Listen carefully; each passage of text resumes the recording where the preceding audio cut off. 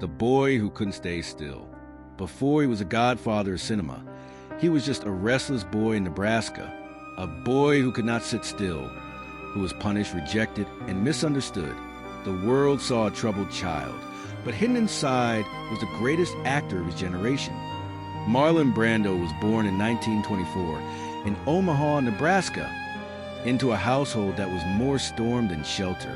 His father, Marlon Brando Sr., was a cold, domineering man, quick with criticism and stingy with affection. His mother, Dodie, was beautiful, talented, and broken, an actress in local theater who drowned her dreams and her pain in alcohol. The young boy grew up in the shadows of their dysfunction.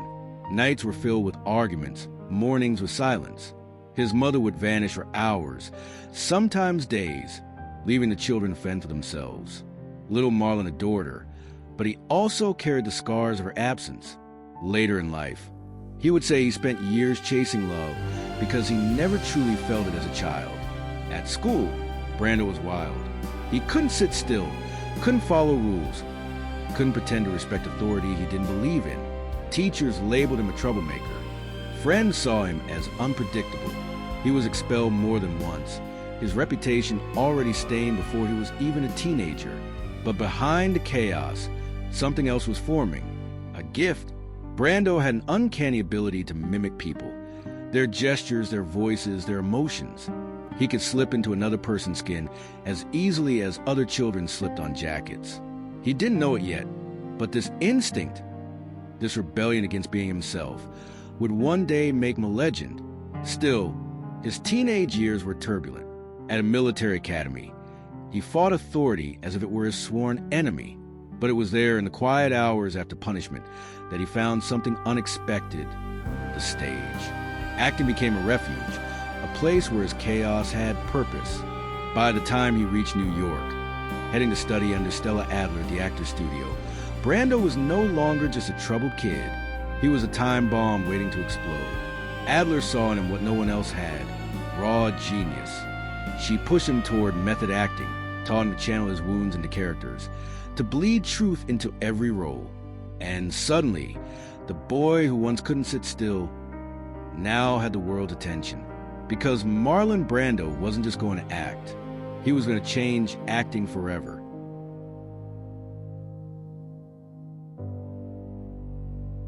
The stage explodes. A Streetcar Named Desire. He was raw. He was unpredictable. He was dangerous. And when Marlon Brando stepped onto the stage in New York City, audiences didn't just see a performance. They saw a revolution. One role, one shout, one torn t-shirt, and Hollywood would never be the same again. By the late 1940s, New York theater was alive with energy. Broadway lights glowed. Post-war America was searching for meaning, and the Actors Studio had become the breeding ground for a new generation of performers. Among them was a restless young man from Omaha with a glare that could pierce through silence: Marlon Brando. He had arrived in New York almost by accident, carrying little more than rebellion in his bones. But under Stella Adler's mentorship, something extraordinary began to take shape. Adler taught him that acting wasn't about pretending. It was about truth, about digging into your deepest wounds, your darkest fears, and bleeding them out on stage. For Brando, who had spent his childhood surrounded by broken love and chaos, the method fit like a second skin. And then came Tennessee Williams. In 1947, A Streetcar Named Desire opened on Broadway. Directed by Elia Kazan, Brando was cast as Stanley Kowalski, a working-class brute, magnetic and violent, tender and cruel. It was a role that demanded not just acting, but raw authenticity. Most actors of the era delivered lines like polished speeches. Brando mumbled, he grunted, he slouched, he tore through dialogue like a man who didn't care if anyone approved. When he bellowed Stella from the bottom of those New Orleans stairs, theater history cracked open. Audiences were shocked. They weren't used to seeing acting like this, acting that wasn't clean, wasn't staged, wasn't safe. Brando was messy, dangerous, alive. He wasn't performing Stanley Kowalski. He was Stanley Kowalski. And in that moment, the future of acting changed forever. Critics called him a force of nature, a new kind of actor, the beginning of something terrifying and beautiful. The stage was no longer a place for polished declamation. It had become a battlefield of raw emotion. And Brando was leading the charge. Hollywood took notice. Studios were nervous about him. He was difficult, temperamental, unpredictable, but they couldn't look away. The public demanded more. Women swooned over his animal magnetism. Men were both intimidated and fascinated. His torn t-shirt, drenched in sweat on that stage, became an icon of American masculinity.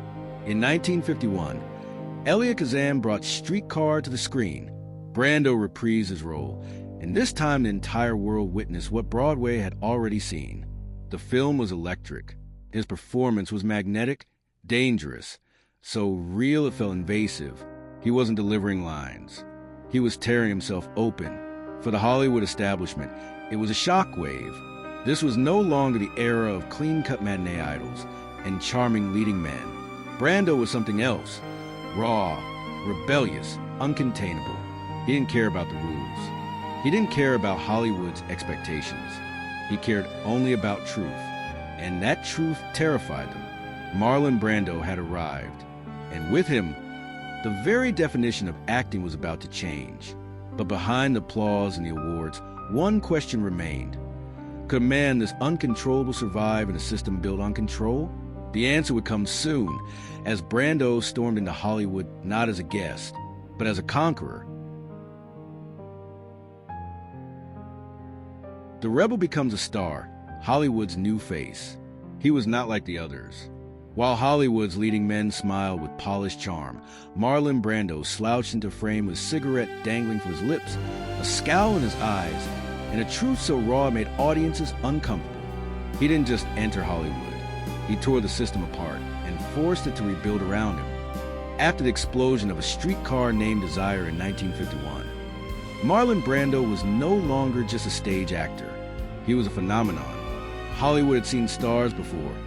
Cary Grant with his elegance, Humphrey Bogart with his grit, Clark Gable with his swagger. But Brando was something else entirely. He wasn't polished. He wasn't safe. He was unpredictable, magnetic, dangerous.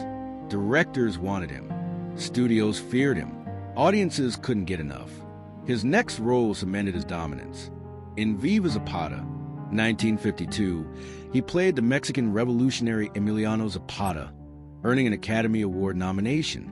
In Julius Caesar, 1953, he transformed Shakespeare's Mark Antony from eloquent statesman into a street fighter words, his friends, Romans, countrymen, speech delivered with such visceral conviction that critics compared him to a modern-day prophet. But it was 1954's On the Waterfront that carved his name into cinematic eternity. Directed by Elia Kazan, the film told the story of Terry Malloy, a dock worker entangled in corruption, violence, and betrayal. Brando didn't just act the role. He became Malloy. The slouched shoulders, the hesitant stares, the mumbled lines that sounded less like dialogue and more like confessions. It was revolutionary. And then came the scene. In the back of a cab, with the rain-slicked city outside the window, Terry Malloy turns to his brother and says, "I could have been a contender. I could have been somebody, instead of a bum, which is what I am." It was quiet. It was broken. It was devastating. Audiences sat in stunned silence. This wasn't acting. This was truth. Raw, bleeding truth. Every failed dream. Every broken promise. Every ordinary man who had ever felt crushed by life's weight saw themselves in that moment. And it came not from a polished Hollywood script, but from Brando's own tortured heart. The Academy crowned him Best Actor. But more importantly, the world crowned him something greater, the new face of acting. Marlon Brando had dragged cinema into a new era. No longer would audiences accept the artificial performances of the old studio system. They wanted reality. They wanted pain. They wanted Brando. Off-screen, he lived exactly as he acted, rebelliously. He clashed with directors, ignored studio executives, and refused to play the Hollywood game. While other stars posed for glossy magazines, Brando arrived at press events disheveled, mumbling answers, mocking the system that paid him. He turned down roles, demanded rewrites, and walked away from contract that would have made him millions. To Hollywood, he was infuriating. To audiences, he was intoxicating. By the mid-1950s, Brando wasn't just a star, he was a cultural earthquake. Young men copied his style, the leather jacket, the motorcycle boots, the casual slouch. Women adored him, even as he pushed them away. He was the rebel son of America, the man who refused to fit the mold, yet became the mold for a new generation. But with rebellion comes consequence. The very system Brando was dismantling would eventually push back. And the man who had risen as Hollywood's brightest star would soon find himself in a war with the very industry that made him. Because for Marlon Brando, acting was never just a career. It was survival. And survival was never easy for Hollywood's rebel child. The Wild One, the birth of a cultural icon, a leather jacket, a tilted cap, a motorcycle rumbling in the distance. When Marlon Brando rode into town in The Wild One, he didn't just play a character. He became the symbol of rebellion itself. And for an entire generation, he was no longer just an actor. He was a revolution on two wheels. By 1953, Marlon Brando was already reshaping Hollywood. But it was a Wild One that transformed him from star into icon. The film was low budget, shot quickly, almost like an experiment. Brando played Johnny Strabler, the brooding leader of a motorcycle gang that terrorizes a small town. The story was simple, bikers versus authority, but Brando's performance was anything but.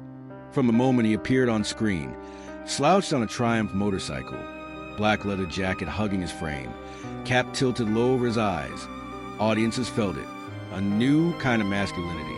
Not polished, not heroic, not noble, but dangerous, restless, magnetic. When asked in the film, "Hey Johnny, what are you rebelling against?" Brando answered with a smirk that became legend. "What do you got?" It wasn't just a line. It was a declaration. To every young man who felt suffocated by conformity, to every teenager restless in post-war America's gray suburban boxes, it was permission to defy, to rebel, to live on their own terms. The film was banned in parts of Britain for nearly a decade. Critics called it obscene, corrupting, even dangerous. And yet, teenagers across America copied Brando's look. Leather jackets flew off store shelves. Motorcycles became more than machines. They became symbols of freedom. Brando didn't just act in The Wild One. He redefined cool. But the cultural shift didn't stop there. His portrayal of raw masculinity carried into On the Waterfront and beyond. Suddenly, the old Hollywood leading men, the clean-shaven, perfectly polished gentlemen, felt outdated. Brando's mumbling, his slouching, his refusal to perform in the traditional sense made acting real in a way audiences had never seen. He was unpredictable. On set, directors often didn't know what he would do next. He might whisper his lines. He might shout them. He might pause for 5 seconds in silence, daring the camera to stay with him. But somehow it worked. It wasn't artifice. It was life. And while audiences adored him, the Hollywood machine grew wary. Studios couldn't control him. Reporters couldn't charm him. He shrugged off fame, often mocking it. He refused to give Hollywood the obedient star it wanted. In interviews, he was elusive, almost bored. He rarely smiled, often mumbled, sometimes insulted the very journalists asking questions. Yet this only added to his aura. He wasn't playing the game, and that made him even more magnetic. But Brando's rebellion wasn't just cinematic. It was personal. He lived with the same defiance off-screen. Affairs, scandals, reckless choices. His private life became tabloid gold. Yet he refused to apologize. He didn't care what society thought. By the mid-1950s, Marlon Brando was no longer just the greatest actor of his generation. He was the face of rebellion itself. He embodied youth's defiance, their hunger for freedom, their rejection of authority. He was Hollywood's rebel child, and the world could not look away. But fame built on rebellion is fragile. The very system he challenged would eventually turn against him. And Brando, the man who once seemed untouchable, would learn how dangerous it was to be both a star and a rebel. The Godfather, a king reclaims his throne. By the late 1960s, The rebel child of Hollywood was fading. He had defied the system for too long, and the system had buried him. Studios called him washed up, difficult, a liability. But in 1972, with a raspy whisper and the weight of a single line, Marlon Brando returned. And the world remembered why he was a king. The 1960s were not kind to Marlon Brando. After a string of triumphs in the 1950s, his career had spiraled into decline. Films like Mutiny on the Bounty in 1962 turned into disasters, with Brando's on-set behavior making headlines. He argued with directors, rewrote lines, refused to show up on time. Studio executives branded him unmanageable. Worse, the box office numbers backed him up. The man once hailed as the greatest actor alive was now considered finished. Tabloids mocked him. Hollywood turned its back. By the end of the decade, Brando was no longer the rebel darling. He was a relic. And then came The Godfather. When Francis Ford Coppola was chosen to direct Mario Puzo's mafia epic, he faced enormous resistance from the studio. Paramount executives wanted nothing to do with Brando. They called him box office poison. They said he was too unpredictable, too expensive, too much trouble. But Coppola saw what no one else did. He saw the ashes of a fallen king, and the fire still smoldering inside. He fought tooth and nail to cast Brando as Vito Corleone, the aging patriarch of a mafia dynasty. Brando arrived at his audition in disguise. He stuffed tissues into his cheeks to create the bulldog jowls of Don Corleone. He spoke in a raspy whisper, soft yet terrifying. He rubbed shoe polish in his hair to look older. The executives who had dismissed him were stunned. It wasn't Brando they saw in front of them. It was The Godfather. And when the cameras rolled, magic returned. Brando's Vito Corleone was unlike anything audiences had ever seen. He didn't shout. He didn't overplay. He spoke softly, forcing everyone to lean in. He caressed words like they were secrets, then struck like a cobra when least expected. He carried the quiet dignity of a king, the menace of a predator, the sorrow of a man trapped by power. Lines like, "I'm going to make him an offer he can't refuse," became etched into cultural memory. Brando didn't just play a mob boss. He redefined power itself. When The Godfather premiered in 1972, it wasn't just a film. It was a phenomenon. Critics hailed it as one of the greatest movies ever made. Audiences flocked to theaters. And at the center of it all was Marlon Brando. Resurrected, reborn, reclaimed. The Academy awarded him Best Actor.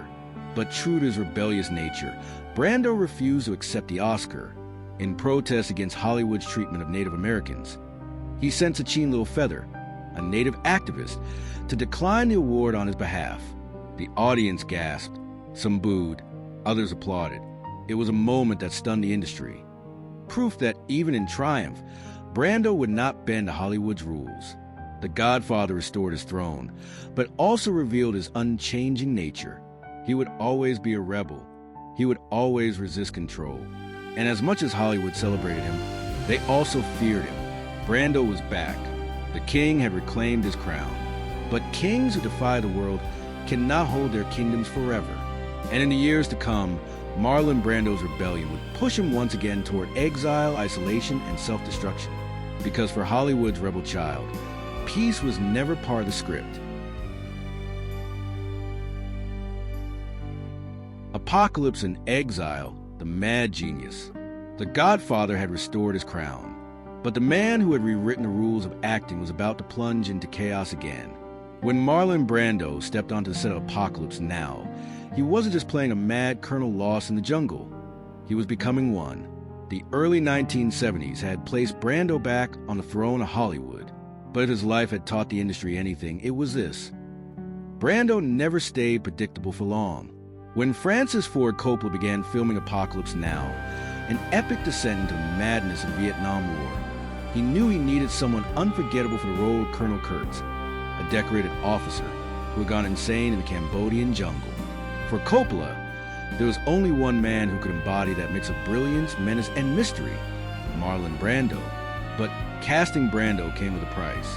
When he arrived on set in the Philippines, Brando was nearly unrecognizable. Instead of the lean, chiseled soldier Coppola had imagined, he was overweight, disinterested, and entirely unprepared. He hadn't read the script. He didn't know his lines. He demanded rewrites.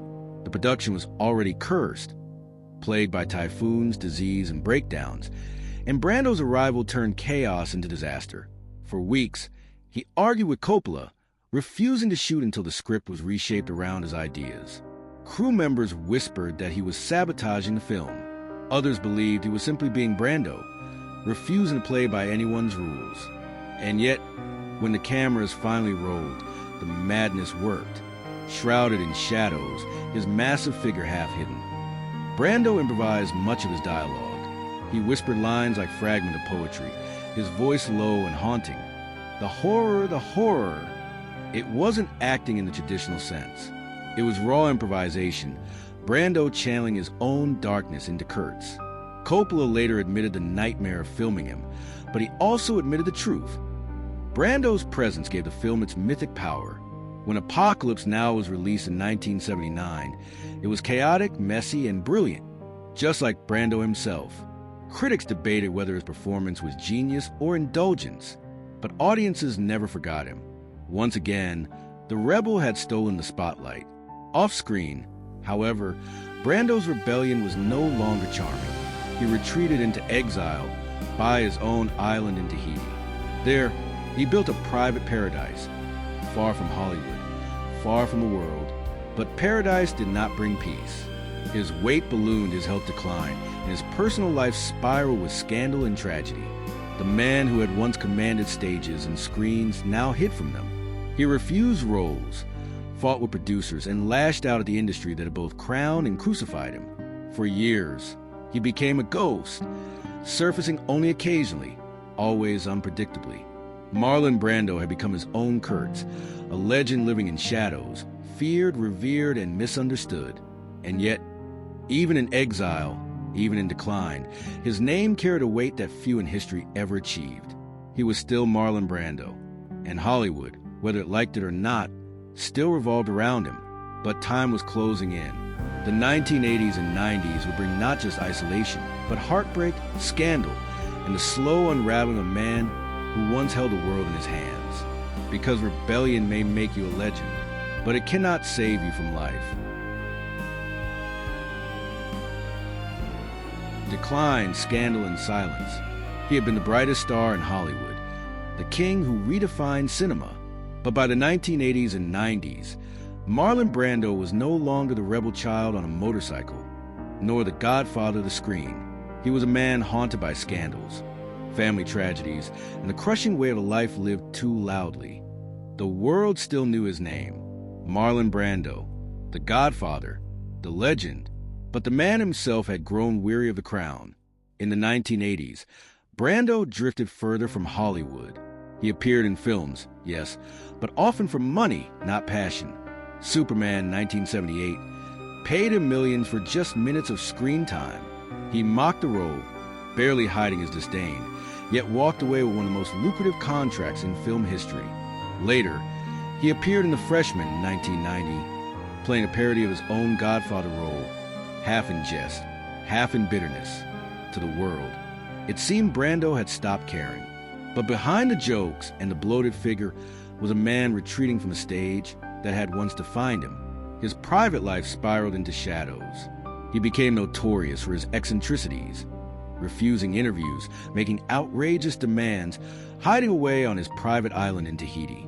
Neighbors whispered stories of the strange, reclusive actor who wandered barefoot, who ate endlessly, who seemed to exist in another world. But the greatest tragedies were not in the tabloids. They were in his home. In 1990, his son Christian Brando was arrested for killing Dag Drollett, the boyfriend of Marlon's daughter, Cheyenne. The trial became a media circus, dragging the Brando family into the darkest kind of spotlight. Marlon, once untouchable, appeared in court weary and broken, defending his son while silently crumbling under the weight of public shame. 2 years later, Cheyenne herself took her life, unable to recover from the trauma. Brando was devastated. Friends said he never truly recovered. His once fierce eyes carried permanent sorrow. The rebel who had fought Hollywood, who had fought authority, who had fought for every line on screen, now fought only against grief. Physically, he was unrecognizable. The chiseled features of Stanley Kowalski, the smoldering glare of Johnny Strabler, the commanding presence of Vito Corleone, all buried under weight, illness, and time. He became a recluse, rarely leaving his home, avoiding cameras, and living in near silence. Yet even in his decline, his aura never vanished. Young actors still worshipped him, still studied his performances, still called him the greatest who had ever lived. Al Pacino, Robert De Niro, Jack Nicholson, Sean Penn, all carried pieces of Brando in their craft. He had reshaped cinema so deeply that even in absence, he was everywhere. By the 1990s, Brando's screen appearances were rare, almost ghostly. But whenever he did appear, even for moments, audiences leaned forward. Because no matter how much he had changed, no matter how much life had battered him, one truth remained. Marlon Brando was still unpredictable, still magnetic, still Brando. But time was closing in. The scandals, the silence, the sorrow had carved deep into him. And as the 2000s approached, Hollywood's rebel child faced the one force he could not resist: the final curtain. The last sunrise, the city woke to whispers carried by the wind, as if the very air knew what history had stolen.